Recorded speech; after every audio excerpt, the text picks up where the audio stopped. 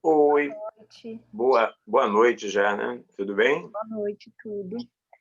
Muito prazer ter aqui você com a gente hoje. Eu sou a Isabela, presidente do Diretório Acadêmico de Administração da Fundação Getúlio Vargas, e junto aos demais diretórios da FGV, ao Lab FGV e à Ágora, nós estamos promovendo essa rodada de sabatinas com os candidatos à Prefeitura do Rio. Além disso, nós fizemos ontem um webinar com os professores da FGV sobre os desafios políticos e organizacionais educacionais, desculpa, a serem enfrentados pelo futuro prefeito. O link eu vou colocar aqui no chat do Zoom, para quem quiser ver. Comigo aqui hoje está a Laura Guimarães, aluna da FGV e membro do DA, que vai conduzir essa sabatina comigo. A dinâmica vai consistir no seguinte: são 3 blocos. O inicial de apresentação sua, o segundo com algumas perguntas elaboradas pelos diretórios, em que você vai ter 3 minutos de resposta. Quando falta 30 segundos para acabar esse tempo, eu vou levantar a mão para você poder saber. Tá legal, E o tudo terceiro bem. bloco vão ser de perguntas que vierem do público, o mesmo tempo de resposta, que os alunos podem mandar para mim pelo chat. E eu vou fazer as perguntas. E agora eu vou pedir para o senhor se apresentar para os alunos. Tá.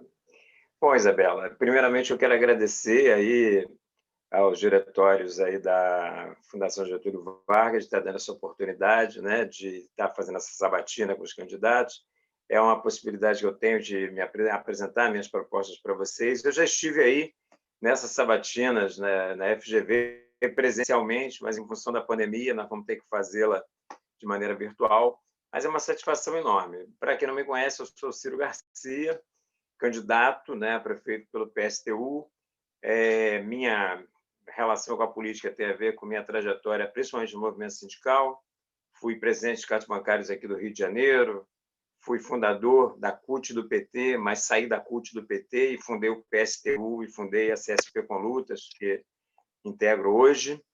E sou mestre, sou bacharel em Direito pelo FRJ e mestre e doutor em História pela Universidade Federal Fluminense. Sou professor e estou atuando em plena campanha, porque eu estou dando aulas em EAD, numa universidade na Baixada, e sou professor de curso de Direito.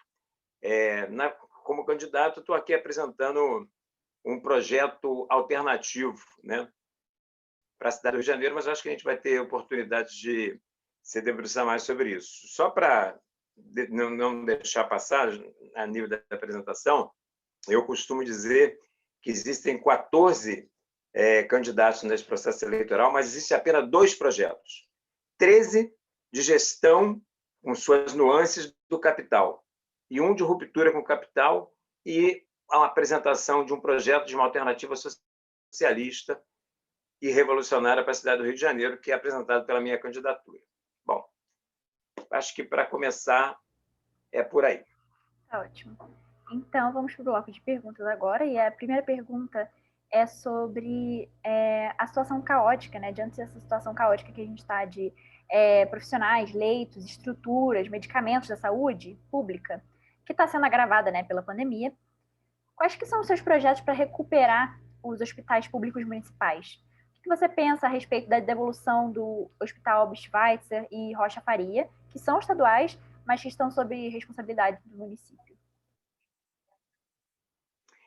Olha só, a primeira coisa é que nós estamos na pandemia e a próxima gestão ainda vai se dar em meio à pandemia, porque não tem nenhuma perspectiva concreta de fim da pandemia, não existe uma vacina.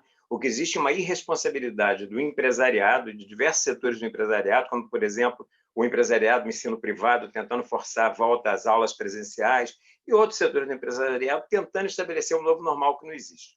Então, a saúde para nós não é mercadoria. Nós defendemos a municipalização da saúde como um todo. Nós defendemos, inclusive, a municipalização dos hospitais privados, porque é um absurdo as pessoas morrerem por falta de vaga de leito e UTI no SUS e sobrarem vagas de leitos nos hospitais privados. Ou seja, as vidas importam desde que se tenha dinheiro. Nós não compactuamos com essa ética. Por isso, nós defendemos, inclusive, a estatização dos hospitais privados. Nossa proposta, achamos que a pandemia pegou o Rio de Janeiro, né, com a saúde primária totalmente destruída pelo atual prefeito Marcelo Crivella, que destruiu as clínicas de família, demitiu cerca de 6.000 profissionais de saúde aqui nesse estado. Então, nosso objetivo é fazer o reaparelhamento da saúde pública, com construções, inclusive, de clínicas de família e recomposição das equipes das clínicas de família, com as obras necessárias para a revitalização dos hospitais que estão abandonados, construção de hospitais, inclusive, contratação, né, de profissionais qualificados através de concurso público, mas também com a eu estou sem a sua imagem, para você me dar a mãozinha. Oi, estou aqui. Isabela, pois é, ficou uma coisa preta aqui, perdão. Contratação de profissionais qualificados através de concurso público, mas também nós temos a proposta de incorporar esses trabalhadores terceirizados que já estão há anos na saúde, que ficam à mercê das trocas de firmas terceirizadas, e é um setor precarizado e vulnerável, que às vezes fica 1, 2, 3, 4 meses sem receber salário. Nós somos a favor da efetivação desses profissionais, e isso para nada significa trem da alegria, porque nós somos radicalmente contra essa reforma administrativa que está em tramitação no Congresso, porque nós defendemos o Instituto do Concurso Público e da Estabilidade, mas achamos que é uma questão de justiça para esses profissionais que já estão há anos trabalhando na saúde. Então, concursos públicos e formação de conselhos populares, né? Esses conselhos populares vão ser formados pelos profissionais de saúde e pelos usuários da saúde, né? E eles é que vão também, de posse dos recursos que nós vamos obter com as medidas que eu vou ter condições de falar mais adiante, dar as diretrizes aonde nós vamos fazer os investimentos, aonde que vamos construir as clínicas, revitalizar os hospitais, contratação de profissionais. Nós vamos apoiar em conselhos populares, formados pelos servidores municipais da saúde e pelos usuários da saúde. Obrigada, candidato. O Rio de Janeiro tem um problema histórico com alagamento, deslizes e infraestrutura em geral. Qual o plano de melhorias de infraestrutura da cidade para evitar novos deslizes e novas enchentes no Rio de Janeiro? Então, ficou faltando algo, né, da pergunta anterior, que é justamente, eu quero fazer tudo isso e vou tirar recursos de onde? O candidato que fala que vai fazer e não diz de onde vai tirar os recursos, ele está apenas enganando o eleitor. Bom, eu pretendo fazer com que os ricos paguem pela crise. Então, minha primeira proposta para a obtenção de recursos é a suspensão do pagamento da dívida pública, que nada mais é que transferências de verba pública para banqueiros e para os grandes fornecedores da prefeitura. Estabelecer um IPTU progressivo, onde os bairros nobres da cidade paguem mais caro, para que nós possamos isentar de IPTU os bairros da população de baixa renda. E também acabar com os incentivos fiscais para os grandes empresários e cobrar a dívida dos grandes devedores da prefeitura. De posse desses recursos, uma das questões que nós pretendemos é lançar, até para atacar a questão do desemprego, de um plano de obras públicas. Esse plano de obras públicas prevê uma série de questões que tem a ver com a pergunta que você me fez. Nós temos que fazer obras de saneamento básico, né? Urbanização das favelas, contenção de encostas, remoção dos moradores de área de risco para dentro da própria comunidade, através de um plano de moradias populares financiado pela prefeitura, subsidiado pela prefeitura, para que ele não perca seus laços culturais, familiares, relação com o trabalho, relação com o local de estudo, né? Dragagem dos rios, né? Dragagem dos rios, com essa questão das obras de saneamento, nós vamos, com todas essas medidas, né? Você vai começar a fazer com que a bacia hidrográfica que representa o Rio de Janeiro, tanto em relação à Baía de Guarabara, como a própria Baía de Sepetiba, que também tem que ser revitalizada, com essas medidas passam por um processo de revitalização e as coisas começam a ganhar o seu curso natural. O que existe hoje é que, por exemplo, mais de 50... existe água, existe esgoto nas casas, mas não existe tratamento desse esgoto. Grande parte do esgoto aqui do Rio de Janeiro cai em natura, nos rios, e vão dessa maneira para as baías, tanto de Guanabara quanto a de Sepetiba, principalmente a Baía de Guanabara, que é o maior escoadouro, né? Isso também vai fazendo com que os rios fiquem assoreados. Então, você tem que fazer uma série de obras nesse sentido, que eu acabei de colocar aqui, que além de você estar cuidando de uma questão que está muito séria na nossa cidade, que é o desemprego, você vai também acabar com essas tragédias, que a cada chuva a gente viver em alagamento, a gente vê tragédias de pessoas, inclusive, morrendo por conta da irresponsabilidade do poder público. Então, essas questões todas que eu coloquei para você, elas vão no sentido de resolver o problema que você me perguntou. Obrigada, candidato. A nossa próxima pergunta é sobre o crescimento da cidade, né? Quais que são seus projetos para conter, para organizar esse crescimento desordenado, né, da cidade e a consequente degradação ambiental que acontece? Existe algum projeto de recuperar os sistemas lagunares da cidade? Eu acabei de falar, né? Quando eu falei nesse plano de obras públicas, eu falei inclusive de revitalização da Baía de Sepetiba, a própria questão da despoluição da Baía de Guanabara, né? E também, óbvio, né? A recuperação das lagoas dessa cidade. Hoje nós estamos vivendo um processo onde essas lagoas, por exemplo, nós já tiveram colônias de pescadores, já foi meio de vida, né? Meio de geração de renda e de economia na cidade importantes e que hoje estão cada vez mais esvaziados por conta dessa situação, né? Da poluição e do abandono do poder público. Então, nós, quando eu penso o Rio de Janeiro, penso o Rio de Janeiro como um todo. E pensar o Rio de Janeiro como um todo é pensar, por exemplo, que nós vivemos na cidade do ponto de vista da natureza mais linda do planeta, e eu não tenho a mínima dúvida com relação a isso. Mas ela só é maravilhosa para quem mora na Zona Sul, para quem mora do centro para lá. Para quem mora na Zona Oeste em diante, é muito complicado. Eu sou mineiro, mas cresci no subúrbio, em Vista Alegre. Eu sou de um tempo em que a Praia de Ramos era própria para banho.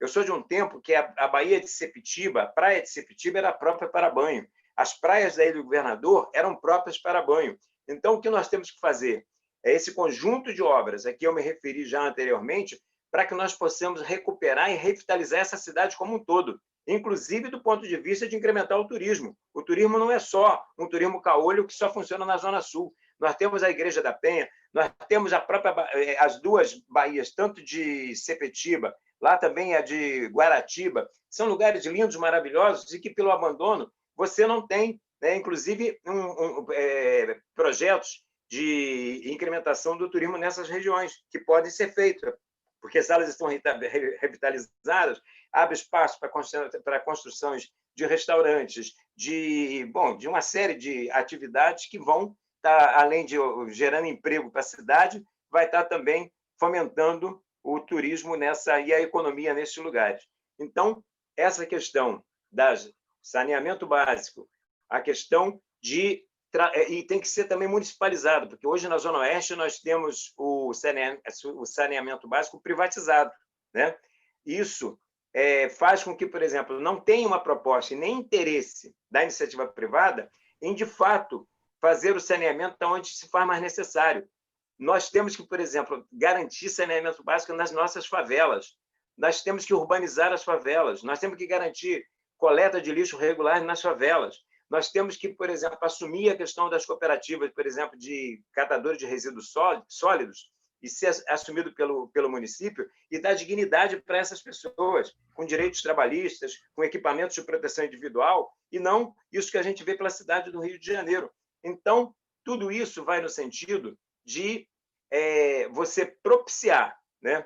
Quando você fala em urbanização das favelas, quando você fala de geração de emprego, quando você fala de revitalização, né, do conjunto, da bacia hidrográfica, das lagoas, das baías, você está falando exatamente de uma outra cidade do Rio de Janeiro, que não é essa que nós temos aqui agora.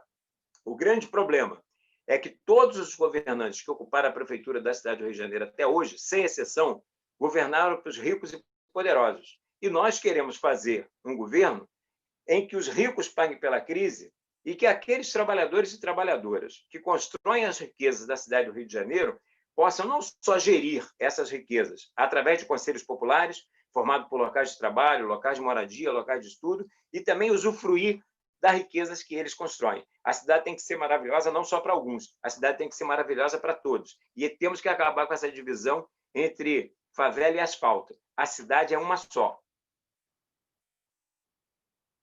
Obrigada, candidato. A próxima pergunta é sobre esporte, que nós sabemos que é um meio de integração e crescimento social.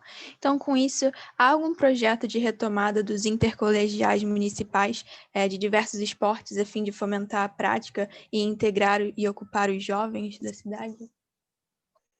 Olha, tudo que vem no sentido, né, de oferecer oportunidades e, inclusive, perspectiva de futuro para a juventude do Rio de Janeiro, em particular a juventude das nossas favelas, né, que é o setor mais abandonado, tem que ser apoiado pela prefeitura, né? Então, essa questão, por exemplo, de que você fala de promoção, de atividades intercolegiais, tudo isso, mas nós temos que ir na ponta. Nós temos que, por exemplo, garantir a construção, né, de quadras poliesportivas, de ginásios, dar, e principalmente nos lugares mais carentes, né, ver os campos que estão abandonados dessa cidade, tem muitos, entendeu? E revitalizá-los, né? Ter política, né, de apoio, por exemplo, aos trabalhos que são feitos na base, principalmente em relação aos clubes pequenos, porque os clubes grandes têm patrocinadores, têm condições de se virar, mas ainda mais numa situação como essa que nós estamos vivendo hoje de pandemia, imagina a situação dos pequenos clubes aqui do Rio de Janeiro, mas eles também têm que estar voltados, né, para abrir suas portas para um trabalho destinado à sociedade, à comunidade, para que a gente possa promover oportunidades, né, para ainda mais um país como o nosso, que existe uma tradição imensa na questão, por exemplo, do futebol, né? Não é por outro motivo que o rei do futebol, que está fazendo aniversário, é do nosso país. E quantos reis do futebol nós, a partir de uma política de fomento da prefeitura, de apoio, de fato, como eu falei, com construção de quadras, construção de ginásios, com a revitalização dos campos, chamados campos de várzea, que estão abandonados, com projetos de apoio aos trabalhos na base dos pequenos clubes, porque os grandes clubes têm como se virar e têm seus patrocinadores. Tudo isso pode permitir uma série de oportunidades, né? Para a questão também que você já se referiu dos torneios intercolegiais, essas medidas todas vão no sentido de ver o esporte como, além de ser uma atividade integradora, né, ela é uma atividade que abre muitas perspectivas, né, de carreira para muitos e muitas jovens da nossa cidade, que muitas vezes vão ver em uma modalidade esportiva, e não necessariamente futebol, e qualquer uma das modalidades esportivas. A gente tem medalhistas no judô, a gente tem medalhistas em vários lugares, e muitas dessas pessoas são pessoas humildes, que vêm das comunidades, que vêm das favelas, e que se agarram às oportunidades que lhes surgem, né? E conseguem superar obstáculos e fazer uma carreira vitoriosa. Nós temos que tirar os obstáculos. Nós temos que fazer com que as ofertas, né, no sentido de que essas pessoas possam ter uma prática de esporte coerente com as suas aptidões, tenha que ser uma coisa facilitada e incentivada pelo poder público, e não deixar na mão da iniciativa privada, porque isso aí significa que sempre você vai ter a possibilidade do assédio moral, do assédio sexual e toda uma série de outras coisas. Candidato, agora a nossa pergunta é sobre educação. A rede educacional do município, ela não atingiu a meta desejada no último IDEB, e ainda mais esse ano, né, que nós passamos na pandemia, com as escolas fechadas, as crianças e adolescentes perderam o ano letivo. Você tem alguma proposta para enfrentar o problema do baixo índice de aprendizagem nas escolas, melhorando a qualidade de ensino? E existe algum projeto também de compensação das aulas? Olha só, a primeira coisa que eu queria aproveitar a sua pergunta é para me solidarizar irrestritamente com os profissionais da educação, tanto da rede pública quanto da rede particular de ensino, que votaram greve pela vida, né? Tanto a rede pública quanto a rede privada votou, né, pela não volta às aulas presenciais. A volta às aulas presenciais é um crime, é uma pressão do empresariado, é uma pressão dos governos, né, e que é para aumentar o genocídio no nosso país, que já são mais de quase 160 mil mortes, e com a volta das aulas isso só poderia aumentar. A questão do baixo rendimento, né, das escolas do município tem a ver com a desvalorização, né, que é dada à educação no nosso país, por todos os poderes, quer seja federal, quer seja estadual, quer seja municipal. Nossa proposta é mudar isso radicalmente, claro. Então, primeiramente, da mesma forma que na educação, da mesma forma que na saúde, para nós, educação não é mercadoria. Então, nós queremos uma educação pública, gratuita e de qualidade. Inclusive, estatizando aquelas escolas privadas que estão alegando estar em dificuldades com a pandemia. Se está com dificuldade, não tem problema, nós municipalizamos. Tá? A partir daí, contratação de profissionais qualificados através de concursos públicos, a adoção de um plano de carreira unificado que preveja promoção tanto por tempo de serviço, mas também pela questão da formação. Incentivar a formação continuada, para que as pessoas, mesmo as mais humildes, aquelas que trabalham como cozinheira, aquelas que trabalham como merendeira nas creches, possam ter perspectiva de ascensão dentro da carreira, dentro do magistério. Então, você tem que incentivar a questão da formação continuada. Valorizar efetivamente o profissional da educação. Fazer com que, por exemplo, seja discutido no currículo escolar, de acordo, óbvio, com a idade, adequando a questão, por exemplo, da educação de gênero, sobre a questão de gênero, para que a gente, assim como implementar de fato a questão da história da África, né? Fazendo suas devidas adequações, para que a gente, por exemplo, possa combater a questão do racismo, a questão do machismo, a questão da LGBTfobia. Ou seja, temos que adequar os currículos, inclusive, para as necessidades e para a realidade que vivem, né, esse alunado do município. Então, a questão central, né, para você reverter essa situação é exatamente você valorizar o ensino. Ontem me foi perguntado, na Rede Globo, eu estava fazendo uma campanha na porta do Pedro II, né, que é um centro de excelência, é um centro de excelência da educação pública. E eu coloquei categoricamente que o Pedro II não pode ser uma exceção. O Pedro II tem que ser a regra. Eu tenho muito orgulho de meu irmão ter estudado no Pedro II, meu filho estudou no Pedro II, ambos lá, inclusive lá na Unidade Centro, mas isso não pode ser privilégio de alguns, né? Isso tem que ser um direito de todos. E esse direito de todos só vai ser assegurado com a valorização da educação, com esse conjunto de medidas que eu falei para vocês e apoiado em conselhos populares, formado pelos profissionais da educação e pela comunidade escolar, pais e mães de alunos.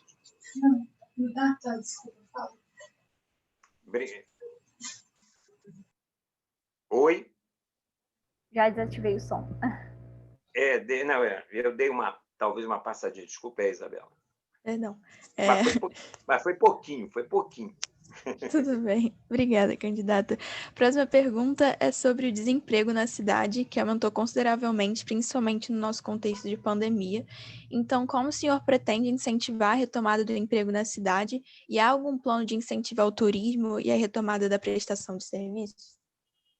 Então, olha só, eu já até falei disso, né? Mas agora vamos falar de uma maneira mais detalhada. Quando eu falo na questão de adotar um plano de obras públicas, nesse plano de obras públicas, nós vamos, primeiramente, atacar o desemprego, tá? Porque você está oferecendo emprego a partir do momento que você vai fazer essas obras. Vamos fazer as obras realmente necessárias, e essas obras vão gerar mais empregos. As obras realmente necessárias são aquelas que eu já me referi, saneamento, contenção, todas aquelas que eu já me referi, o reequipamento, né, das escolas do município, com construção de creches, porque a demanda de creches é enorme aqui na nossa cidade, construção de escolas municipais e reformas, garantir bibliotecas, laboratórios, quadras poliesportivas, e cada elemento desse que você está concretizando, você, além de estar empregando aqueles trabalhadores que são diretamente ligados à questão da construção civil, você está abrindo outras perspectivas, porque é toda uma cadeia, né, produtiva que se abre a partir daí. A mesma coisa eu falei em relação à questão da saúde, né, em relação às clínicas de famílias, construir hospitais onde se fizerem necessários, né? Tem a questão, por exemplo, do transporte, que nós ainda não tocamos, mas a nossa proposta é a municipalização do transporte e a mudança do modal de ferroviário para rodoviário. Então, transformar os BRTs em VLTs, que é um transporte menos poluente, mais eficiente e menos oneroso, né? Então, isso aí também vai gerar empregos. Agora, com aquelas obras todas que eu falei, nós vamos estar revitalizando o turismo na cidade como um todo. Eu quero turismo também na Igreja da Penha, eu quero turismo na Ilha do Governador, eu quero turismo na Baía de Sepetiba, eu quero turismo no Parque da Pedra Branca, lá na Zona Oeste. Eu não quero turismo só no Pão de Açúcar e no Corcovado. O Rio de Janeiro é muito mais do que isso. O Rio de Janeiro ele é uma totalidade, né? É a Floresta da Tijuca, é a Pedra do Grajaú, são inúmeros os pontos turísticos que existem nessa cidade, mas estão muito abandonados, e principalmente também por conta da questão de segurança, que a gente pode tratar mais à frente aqui na Sabatina. Mas você vai tomando medidas, nesse plano de obras públicas, você vai assegurando, né, a revitalização de tudo isso. Então, você vai estar gerando emprego, você vai estar revitalizando o turismo na cidade de conjunto, você vai estar gerando mais oportunidade de empregos a partir daí. Então, é toda uma cadeia produtiva. Agora, uma outra questão. Eu me recuso a ver o Rio de Janeiro apenas como uma vocação para o turismo e o setor de serviços, né? Comércio, serviços. Não. Aqui no Rio de Janeiro, nós temos uma indústria naval que já empregou milhares de pessoas. Uma indústria naval poderosíssima. Existem 3 estaleiros lá na Ilha do Governador, abandonados hoje. No entanto, a cabotagem continua. A Petrobras continua precisando de navios para poder transportar petróleo, precisando de plataformas para poder fazer a prospecção de petróleo. Então, essas plataformas precisam ser construídas, elas precisam ser feita a manutenção, esses navios precisam ser construídos e ser feita a manutenção. Então, na condição de prefeito, eu vou tomar todas as medidas necessárias, né, para a revitalização da indústria naval aqui no Rio de Janeiro também, além desse conjunto de medidas que eu já me referi. Porque o Rio de Janeiro também não é só turismo, não é só serviço. O Rio de Janeiro é uma indústria naval que tem que voltar a ser tão poderosa como ela já foi. Obrigada, candidato. Agora, falando sobre a questão da encampação da linha amarela, existem opiniões divergentes sobre se isso seria um retrocesso ou um avanço dos programas da concessão de rodovias no Brasil. E quanto ao senhor, qual é a sua posição sobre isso e qual a sua pretensão de se posicionar a respeito no seu mandato?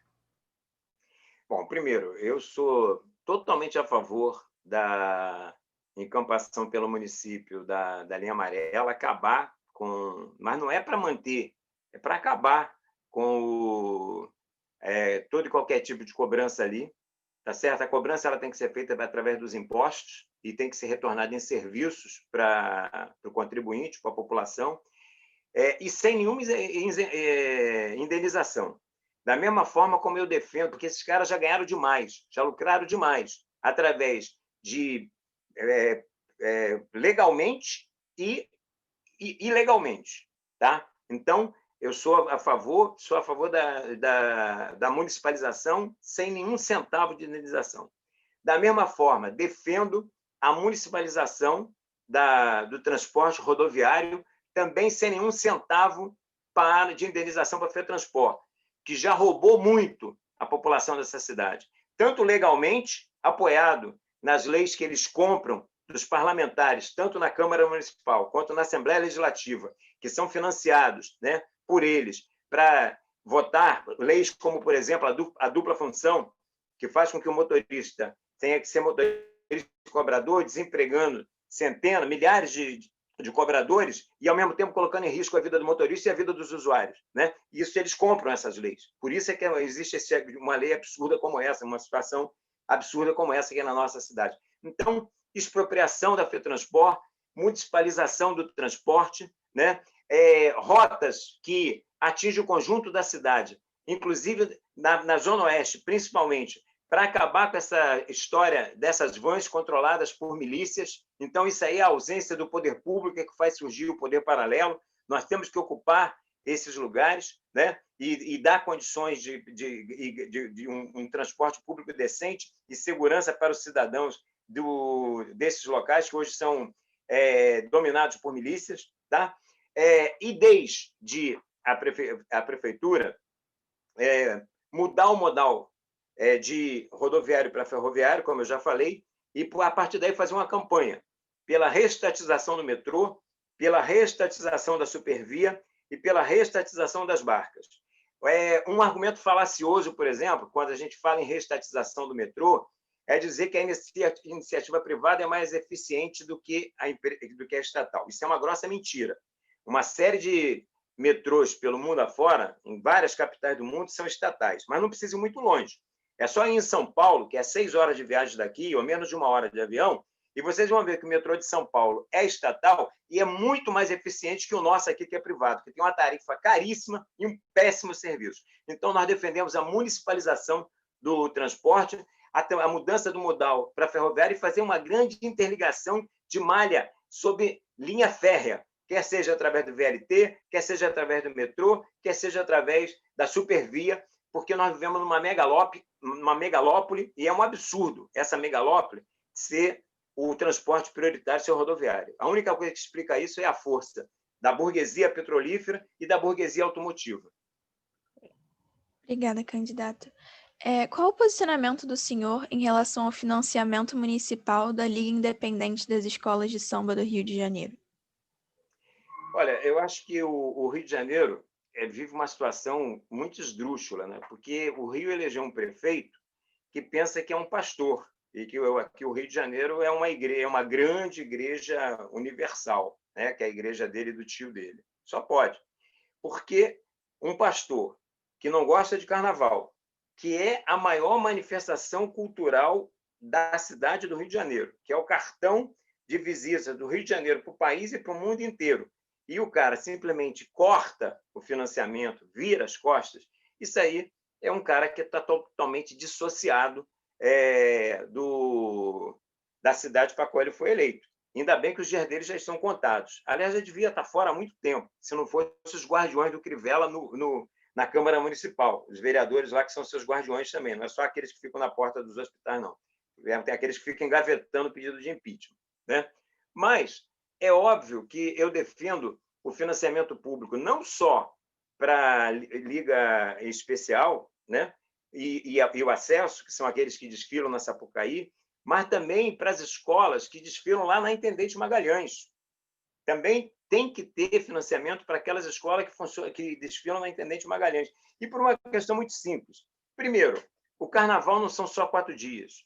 Essas escolas todas dão um emprego o ano inteiro nos seus barracões para pessoas da comunidade. O grande problema é que esses empregos, muitas vezes, na esmagadora maioria das vezes, são empregos precários, mal remunerados, e a partir do momento que você tem um financiamento a essas escolas, às ligas e essas escolas, você pode regularizar isso, regularizar essa situação. Uma outra, e essas pessoas que são da comunidade, que passam o ano inteiro trabalhando para que a gente tenha aqueles 4 dias maravilhosos, né, na avenida, possam ter um emprego decente, em locais que não sejam insalubres, que não sejam precários e que sejam salários dignos. Tá? Uma outra questão tem a ver com a própria questão da criatividade, né? Eu falo isso porque, por exemplo, meu filho é compositor de samba enredo, e com o não financiamento público, essa coisa dos enredos patrocinados limita, castra a própria criatividade do artista, porque o cara tem que fazer cabelo, o samba para o produto de cabelo, o samba para o produto do agronegócio, o samba... E a maior demonstração da riqueza, né, cultural dessas escolas, e por isso o nome delas são escolas, mas que não é só de samba. Nós, por exemplo, eu sou professor, como já falei para vocês, lutamos por uma lei que foi aprovada no início dos anos 2000 pela a incorporação da história da África nos currículos escolares. Essa lei foi aprovada e não saiu do papel. No entanto, na avenida, a escola de samba nos mostra quais são os verdadeiros heróis desse país e fazem tributos a Zumbi dos Palmares, a Dandara, a Gangazuma e a tantos outros heróis do povo negro. Isso, diretamente, porque eles não têm a escolaridade que nós temos, né? Não passaram pelos bancos da escola como nós passamos, como eu passei, como vocês que estão me entrevistando passam, mas eles são doutores na vida, eles são doutores na escola da vida. E a cada 4 anos, dependendo dos enredos, aqueles sambistas humildes de dentro das comunidades dão um show de criatividade e nos Obrigada, ensinam candidato. muita coisa. Por isso, então, sou totalmente a favor do financiamento público para a questão dos desfiles da escola de samba aqui na nossa cidade. Obrigada. Agora vamos para as perguntas que o público mandou aqui no chat. Se alguém quiser enviar mais perguntas, e a gente está aceitando perguntas. E a primeira pergunta é sobre essa medida econômica, né, que você comentou, referente à política de fazer os ricos pagarem pela crise. Como serão diferenciados os ricos que apenas concentram renda daqueles empresários / empreendedores que usam a sua riqueza em suas próprias empresas, gerando empregos? Bom, a questão é a seguinte: primeiro, quando eu falei da questão do IPTU, isso aí vai ser feito pela questão do local de moradia, tá certo? Então, independentemente se é um especulador ou se é um empreendedor, mas que mora num determinado local, tem um determinado acesso, né, aos direitos, a uma determinada qualidade de vida, que é completamente diferente do restante da cidade, vai ser taxado da mesma forma. Não tem porquê você fazer. Essa outra questão aí, ela pode ser diferenciada na questão dos outros impostos. Você tem o ISS, que é o Imposto sobre Serviço. Você vai ter determinadas questões que você pode estabelecer, né, uma distinção, ter uma taxação, por exemplo, sobre grandes fortunas, e que seria uma coisa que pegaria de fato, né, os especuladores, não é alçada da prefeitura. Mas nós defendemos. Nós vamos, desde a prefeitura, fazer campanha pelo imposto de grandes fortunas aqui no nosso país. Taxação dos bancos, taxação das maiores empresas. Eu defendo categoricamente isso, que me parece que é o espírito da pergunta feita. E queremos que chegue para o pequeno empresário, para o microempresário, né, para o micro e pequeno empresário, que é o cara que faz e que gera muito emprego na nossa cidade, um crédito social e produtivo, né? E aí, fora aqueles programas que nós podemos estabelecer de facilidade, de parceria com a prefeitura, é também pressionar pela estatização do sistema financeiro, porque o crédito não tem que ser voltado só para os grandes empresários e para a especulação. O crédito tem que ser só social e produtivo. E para o crédito ser social e produtivo, o sistema financeiro ele tem que ser estatizado. Então, tem determinadas questões que são de âmbito municipal, mas tem determinadas questões que nós temos que partir do princípio de que você, ocupando a prefeitura da segunda maior cidade do país, que é o Rio de Janeiro, né, você tem todas as condições de fazer com que aquelas propostas que sejam corretas e justas ecoem pelo conjunto do país. E quando eu falo que nós vamos fazer com que os ricos paguem pela crise, por exemplo, nós vamos ter que furar o chamado teto de gastos, nós vamos ter que ignorar a lei de responsabilidade fiscal, né? Por quê? Todo esse arcabouço jurídico é feito para defender o sistema financeiro, defender o pagamento da dívida pública, e nós vamos romper com isso. E você pergunta, mas como é que vocês vão fazer? Apoiado nos conselhos populares, apoiado na mobilização e na organização dos trabalhadores da nossa cidade. Desde que a gente faça isso, a gente consegue impor a verdadeira correlação de forças. Eu estou sem a imagem de vocês, eu não sei quanto tempo que eu tenho, Isso. mas... Acabou agora. Acabou agora? Acabou agora. Eu conto depois, numa outra, o que eu ia falar. Não tem problema. E sobre agora turismo, outra pergunta do público. Como que você enxerga essa geração de turismo, essa possibilidade, nas áreas que você citou, por exemplo, a Igreja da Penha, que são áreas consideradas mais perigosas? Haveria necessidade de uma parceria com o governador do Rio para trazer segurança para essas áreas? Poxa, muito obrigado pela pergunta, porque aí você trouxe à tona uma questão que é decisiva aqui no Rio de Janeiro, que é o problema da segurança. E, do ponto de vista constitucional, né, a questão da segurança, o que compete ao município é a Guarda Municipal, que eu já aproveito para dizer que eu sou categoricamente contra o armamento da Guarda Municipal e sou contra uma Guarda Municipal que fique perseguindo camelô e trabalhadores informais, né? A Guarda Municipal tem que garantir a segurança das propriedades do município, das escolas públicas, dos hospitais públicos, dos parques, dos jardins, dos logradouros, das ruas, né? Essa que tem que ser a função da Guarda Municipal. Agora, a questão de segurança, ela é de âmbito do governo estadual. E hoje o que se aplica na nossa cidade e no país, lamentavelmente? É uma política de segurança que é a criminalização da pobreza.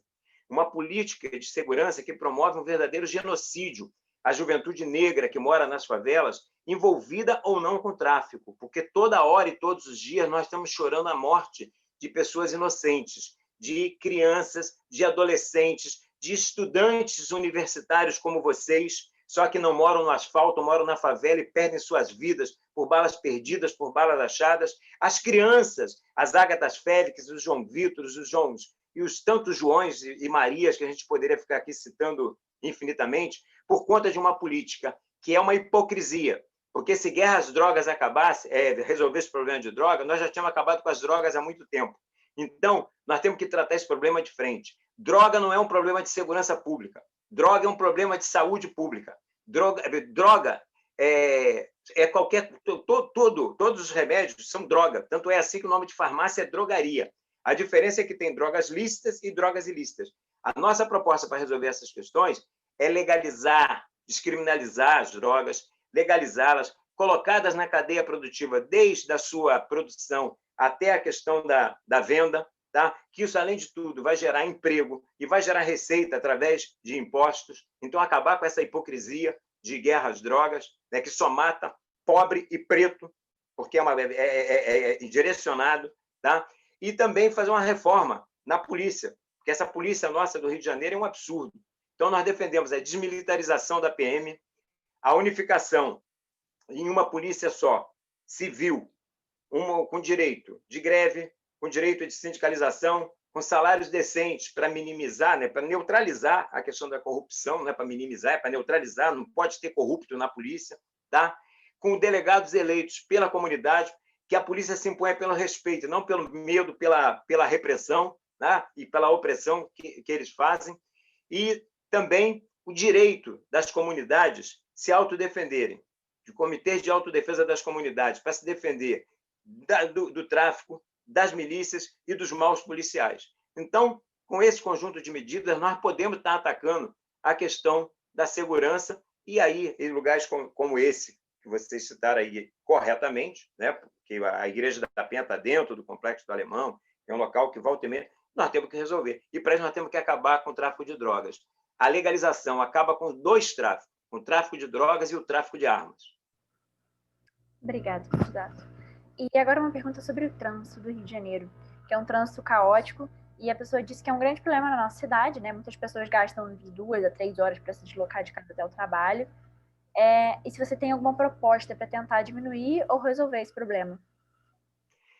Olha só, é aquilo que eu falei. A partir do momento que você municipalize os transportes, que você mude o modal de rodoviário para ferroviário, e você garanta, de fato, um transporte público de qualidade, você vai estar resolvendo esse problema. Porque as pessoas entopem a cidade de carro, além da quantidade enorme de ônibus também que existem, mas muitos carros, por quê? Porque as pessoas não têm segurança no transporte público, né? Não têm conforto no transporte público.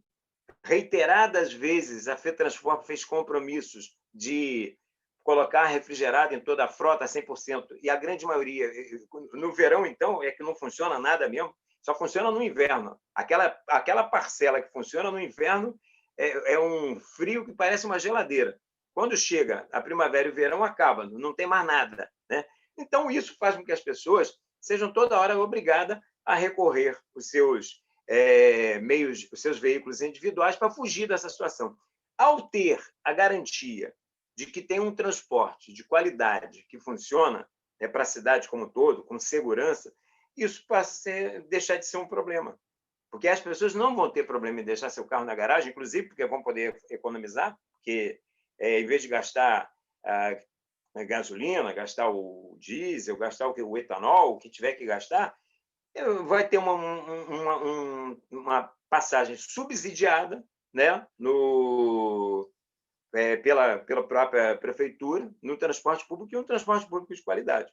Então, eu acho que essa é a questão. E aí eu queria aproveitar, porque agora, nesse tempo que eu tenho, colocar para vocês o seguinte: vocês todos se lembram que, em 2013, quando começou aquelas manifestações multitudinárias, né, de junho de 2013, ela começou por conta da luta pelo passe livre, lá de São Paulo, MPL, não é o MBL, que é esse grupo de direita ex-bolsonarista e bolsonarista, não sei onde é que eles estão metidos agora, mas ultraliberais. Eu falo o MPL, que era o Movimento pelo Passe Livre. Tá? E até que a gente dizia que a luta não era só por 25 centavos. Né? Aqui no Rio, eles lá lutavam pelo passe livre. Aqui no Rio nós já tínhamos o passe livre. Mas é porque a FETranspo é legal para caramba? Não. É porque tem um vereador do nosso partido, vereador Guilherme Rezer, que apresentou um projeto pelo passe livre aqui no Rio de Janeiro. Mas você acha que ele foi convencer os pares dele, a grande maioria na folha de pagamento da FETranspo, que era justo votar o passe livre aqui? Não. Nós fomos para dentro das escolas.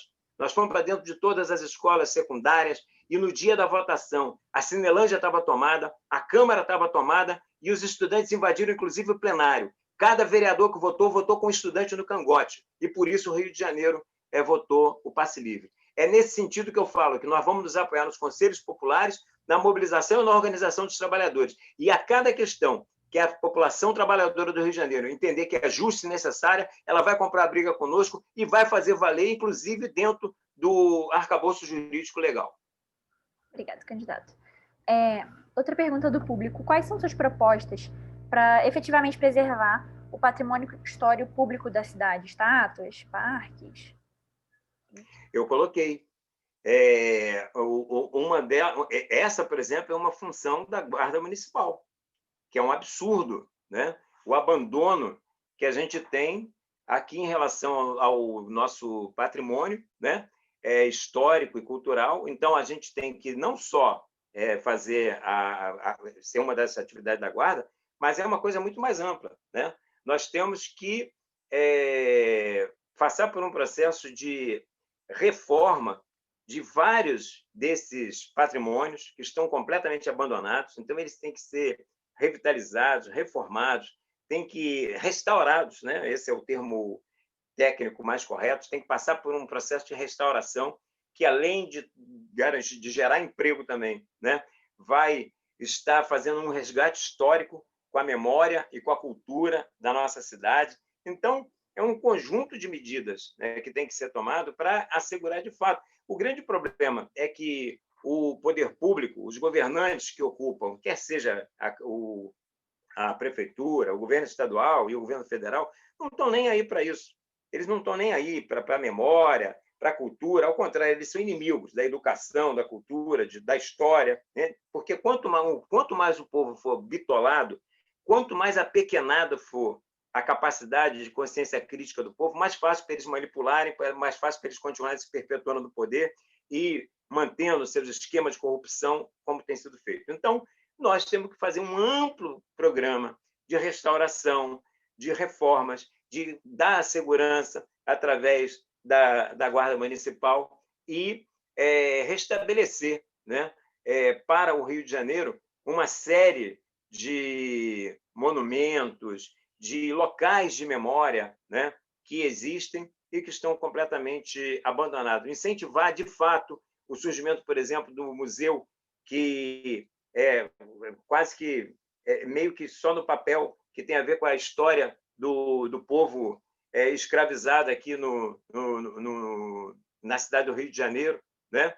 Que é um museu municipal, mas que muito pouco se fez porque não tem verbas, então tem que destinar verbas para os museus. Tem que ter uma política, inclusive, de construir determinados locais, né? Na Zona Oeste, por exemplo, do Rio de Janeiro, só tem um museu, e esse museu ele é privado. Talvez vocês nem saibam, né, que existe um Museu da Humanidade em Anchieta, em plena zona oeste do Rio de Janeiro. E, pasmem vocês, é um lugar lindíssimo, né, em arquitetura islâmica, e é privado. E é privado, porque o poder público se ausenta.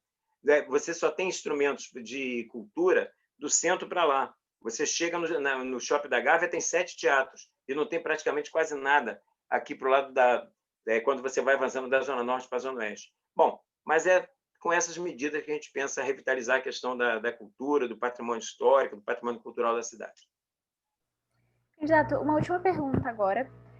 Como que você visa financiar as suas propostas, né? Aumento do salário dos professores, dos policiais, restauração do patrimônio histórico-cultural, tarifa zero, financiamento de escolas de samba, porque, como o senhor já citou, né, o IPTU e essa taxação dos ricos, mas que a pessoa que perguntou alega que o IPTU não é suficiente, né, para fazer todas as propostas. O IPTU é parte. Isabela, né? Isabela, a principal fonte de recurso virá da suspensão do pagamento da dívida pública. A grande parte do orçamento do município do Rio de Janeiro, tá, é voltado para pagar o serviço da dívida e para pagar também dívida aos grandes fornecedores da prefeitura. Muitos, inclusive, por conta dos grandes eventos que aconteceram aqui na cidade, da Copa do Mundo, das Olimpíadas. Então, a maioria dos recursos virão daí, da suspensão do pagamento da dívida pública. A partir daí, você vai ter medidas complementares. O IPTU progressivo é uma delas. A suspensão de isenção fiscal, tá, é outra. A renúncia fiscal aqui no Rio de Janeiro é enorme. É muito dinheiro que não é arrecadado porque a prefeitura isenta grandes empresários desses impostos, e isso não acontecerá mais, e cobrança de dívidas, porque existe na dívida ativa da prefeitura uma série de grandes devedores, de grandes empresas, bancos inclusive, que devem à prefeitura e que não pagam, e nós temos que fazer com que eles paguem. Então, de posse de todas essas questões, nós vamos ter os recursos necessários para poder fazer todas essas medidas, né, que eu me referi aqui ao longo da nossa sabatina. Muito obrigada. Então, bom, como esse tempo foi mais curto, eu vou fazer então outra pergunta que veio da plateia. Se puder falar um pouquinho mais rápido dessa vez, 1 minuto e meio. A pergunta é a seguinte: você falou da importância, né, de se furar o teto de gastos e ignorar a lei de responsabilidade fiscal. E a pergunta dessa pessoa é se isso não reduziria a credibilidade da gestão e, consequentemente, afastaria investidores e empresários que são quem criam empregos. Olha, eu costumo dizer que o verdadeiro nome da lei de responsabilidade fiscal deveria ser lei de irresponsabilidade social, porque por conta dessa política de teto de gasto, por conta dessa política fiscal, nós não temos investimento em educação, nós não temos investimento em saúde, nós não temos investimento em segurança, nós não temos investimento em nada do que realmente é necessário para a nossa cidade. Eu acho que a partir do momento que você, com aquelas medidas que eu coloquei anteriormente, comece a investir efetivamente nessas questões que eu acabei de falar e começa a dar uma outra cara à nossa cidade e acabar com esse desmazelo, com essa deterioração, com essa degradação com que nós convivemos no dia a dia, não vai ter quem possa ignorar, né, que o trabalho que está sendo feito é um trabalho necessário, e esse trabalho, com certeza, você tendo o apoio da população organizada através dos conselhos populares sobre ele, vai fazer com que aqueles investidores que tenham preocupação de fato com o Rio de Janeiro, com a cidade do Rio de Janeiro, e que queiram o bem da cidade do Rio de Janeiro, não vão ter por que ter motivos para fugir das suas responsabilidades. Muito pelo contrário. Eu acho que essas medidas sendo implementadas, o que a gente vai ganhar credibilidade, porque hoje a falta de credibilidade é total. Tem uma meia dúzia, né, que está aí para se locupletar nos esquemas de saúde, nos esquemas de educação, por isso, para toda hora tem gente dos poderes executivos envolvidos aí em casos de corrupção. Muito obrigada, candidato. Com isso, a gente encerra, então, nossas perguntas e eu convido o senhor para dar algumas considerações finais para a gente encerrar nosso evento. Tá. Eu primeiro queria agradecer muito aí aos diretórios aí da FGV, mais uma vez, a oportunidade, né? Fazer um convite aí, que quem está assistindo a essa nossa live, né, a tomar conhecimento com as nossas propostas através das nossas redes sociais. Tem a minha página política no Facebook, tem no Instagram, tem também o do PSTU, né, tem tanto nacional quanto daqui do Rio de Janeiro. Temos os nossos candidatos a vereador. Lá tem um conjunto das nossas propostas. Aqui a gente tem que falar dentro do tempo, né, de uma maneira assim mais rápida. Mas eu acho que fica claro para todo mundo que o PSTU tem uma proposta que é radicalmente diferente dos outros 13 candidatos. Eu costumo dizer que ali são 13 propostas de gestão do capitalismo, que vai desde a ultradireita, ultraliberal, né, de Luiz Lima, hoje o Marcelo Crivella querendo nessas águas e o próprio Eduardo Paes querendo navegar por aí, os chamadas candidaturas do centro, né, chegando às candidaturas da esquerda, onde você tem um PT que já foi governo no nosso país e que governou fazendo aliança com os grandes empresários, e aí acabou governando para os grandes empresários e dando migalha para os trabalhadores, e o próprio PSOL, que com a sua postura de gestão responsável do capital, é o capitalismo humanitário, né, que é defendido pelo Banco Mundial, né? Essa proposta, inclusive, é que faz com que, por exemplo, na votação da PEC do orçamento de guerra no Congresso Nacional, o PSOL tenha votado, junto com o PT, com o PCdoB e com a ultradireita e com todo mundo lá, uma proposta sem exigir nenhuma contrapartida para a classe trabalhadora, sem exigir estabilidade no emprego, sem exigir absolutamente nada.